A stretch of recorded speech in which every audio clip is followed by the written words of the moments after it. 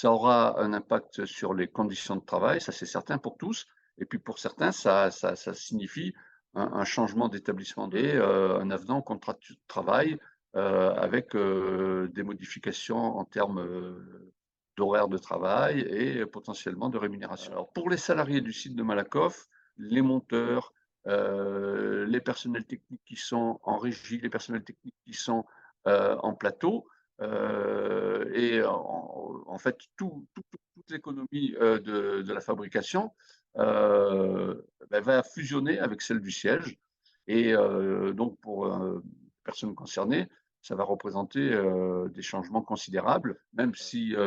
le projet n'est pas présenté comme un projet devant réduire les effectifs. Il va avoir comme conséquence, que certains ne vont pas suivre le déménagement et ensuite, il va faire apparaître ce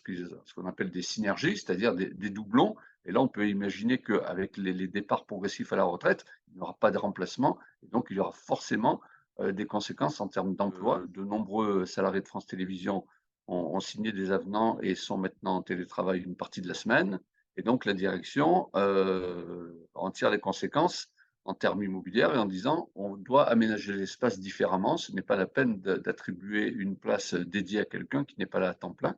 Donc, il s'agit, bel et bien de la généralisation, du flex office, même si, le terme, n'est pas assumé par la direction qui préfère, parler de quartier d'équipe. Mais en gros, l'idée, c'est de dire que, chacun n'est pas assuré de retrouver la place,